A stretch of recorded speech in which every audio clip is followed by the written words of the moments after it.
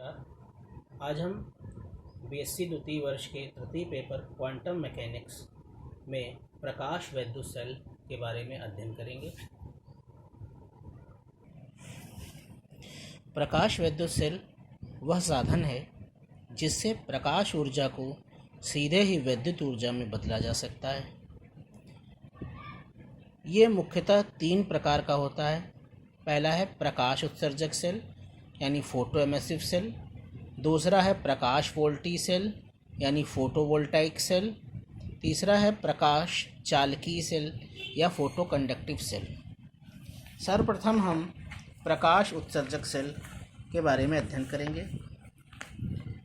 इस सेल में कांच या क्वार्ट्ज का एक बल्ब होता है जिसके अंदर के तल पर किसी क्षार धातु जैसे सोडियम, सीजियम आदि की पतली परत चढ़ा दी जाती है। यह परत प्रकाश सुग्राही होती है तथा सेल के कैथोड का कार्य करती है। बल्ब के बीच में एक वृत्ताकार अथवा सीधा तार लगा होता है जो एनोड का कार्य करता है। सेल के कैथोड तथा एनोड का संबंध एक बैटरी, प्रतिरोध R तथा धारामापी G से कर देते हैं। जब सेल के कैथोड पर प्रकाश डाला जाता है तो इससे इलेक्ट्रॉन निकलते हैं जो एनोड द्वारा आकर्षित कर लिए जाते हैं, जिससे बाह्य परिपथ में धारा बहने लगती है। यह सेल भी 2 प्रकार की होती है। एक में बल्ब के अंदर निर्वात रखा जाता है तथा दूसरे प्रकार की सेल में कोई अक्रियाशील गैस जैसे आर्गन अथवा नियान भरी होती है।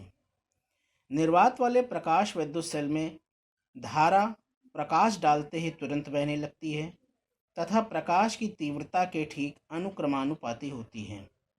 अतः यह सेल प्रकाशमिति तथा टेलीविज़न के लिए बहुत उपयुक्त है। गैस युक्त प्रकाश वैद्युत सेल में गैस के आयनीकरण के कारण धारा कुछ बढ़ जाती है, परंतु यह प्रकाश की तीव्रता के अनुक्रमानुपाती नहीं होती। दूसरा है प्रकाश वोल्टी सेल। इसकी संरचना चित्र के अनुसार होती है। इसमें एक तांबे की प्लेट यानी कॉपर की प्लेट के ऊपर क्यूप्रस ऑक्साइड Cu2O की पतली परत चढ़ी होती है, जिसके ऊपर चांदी की अर्धपारदर्शक पतली फिल्म चढ़ी रहती है। जब ऑक्साइड की परत पर बाहर से प्रकाश डाला जाता है तो इससे इलेक्ट्रॉन निकलकर चांदी की ओर चलते हैं। अतः चांदी की फिल्म ऋणावेशित तथा तांबे की प्लेट धन आवेशित हो जाती है। इससे दोनों के बीच विभवांतर उत्पन्न हो जाता है और बाह्य परिपथ में धारा बहने लगती है, जिसका मान प्रकाश की तीव्रता के अनुक्रमानुपाती होता है। तीसरा है प्रकाश चालकी सेल यानी फोटो कंडक्टिव सेल। इसमें एक ट्रांसपेरेंट फिल्म होती है। ट्रांसपेरेंट फिल्म और आयरन प्लेट के बीच सेमीकंडक्टर की एक पतली परत होती है, जिसे ट्रांसपेरेंट फिल्म और आयरन प्लेट को हम बैटरी तथा एक प्रतिरोध R से जोड़ते हैं। इसमें किसी अर्धचालक की एक पतली परत किसी धातु की पारदर्शी फिल्म के नीचे रखी जाती है। जब पारदर्शी फिल्म पर प्रकाश डाला जाता है तो अर्धचालक की परत का वैद्युत प्रतिरोध कम हो जाता है। अतः लोहे की प्लेट तथा पारदर्शी फिल्म के बीच जुड़े बैटरी वाले परिपथ में वैद्युत धारा बहने लगती है। प्रकाश की तीव्रता बदलने पर धारा का मान बदलता है, परंतु इनके बीच समय पश्यता अर्थात टाइम लैग रहती है। इन सेलों का बहुत कम उपयोग किया जाता है।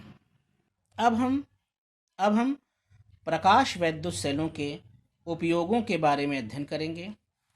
इसका पहला उपयोग सिनेमा में ध्वनि के पुनरुत्पादन में है, अर्थात टेलीविज़न एवं फोटो टेलीग्राफी को अति सूक्ष्म समय में दूर के स्थानों पर भेजने में भी इसका उपयोग किया जाता है। दूसरा, द्रवों तथा ठोसों की अपारदर्शिता ज्ञात करने के लिए इस प्रकाश विद्युत सेल का उपयोग किया जाता है। तीसरा उपयोग इसका आकाशीय पिंडों के ताप को ज्ञात करने तथा उनके स्पेक्ट्रमों का अध्ययन करने में किया जाता है। इसका चौथा उपयोग ये भट्टियों तथा रासायनिक प्रक्रियाओं में ताप नियंत्रण के काम आती है। पांचवा उपयोग ये सड़कों पर बत्तियों के स्वतः जलने व बुझने में, क्रॉसिंग्स पर सिग्नल तथा दरवाजों के स्वतः खुलने व बंद होने में तथा किसी मशीन द्वारा बनाए गए पुर्जों की गिनती करने में इसका उपयोग किया जाता है। जब किसी कमरे में प्रवेश करने वाले व्यक्तियों की स्वतः गणना की जाती है तब भी हम प्रकाश विद्युत सेल का उपयोग करते हैं। इसका अगला उपयोग बर्जर अलार्म बनाने में किया जाता है। बर्जर अलार्म वह अलार्म होता है जो बैंकों, खजानों आदि में चोरी की सूचना देने के काम आती है। इसका अगला उपयोग प्रकाश की तीव्रता नापने वाले यंत्रों में अर्थात इल्यूमिनेशन मीटर्स में तथा पूरे दिन के प्रकाश का लेखन करने वाले यंत्रों अर्थात डे लाइट रिकॉर्डर्स में किया जाता है। इसका उपयोग रूपमापी या कंप्लेक्शन मीटर के रूप में किया जाता है। इसके द्वारा काले, सांवले तथा गोरे चेहरों की तुलना की जाती है। प्रकाश को चेहरे से परावर्तित कर प्रकाश विद्युत सेल पर डालते हैं तथा उससे उत्पन्न धारा को नाप लेते हैं। चेहरा जितना अधिक गोरा होगा वह उतना ही अधिक प्रकाश परिवर्तित करेगा तथा प्रकाश सेल से उतनी ही अधिक धारा प्राप्त होगी। इसका अगला उपयोग प्रकाश विद्युत विश्लेषण के रूप में किया जाता है, यानी फोटो इलेक्ट्रिक सॉर्टर्स के रूप में। इसका आखिरी उपयोग जो है वो मुख्यतः अंतरिक्ष यात्रा में ऊर्जा प्राप्त करने में किया जाता है।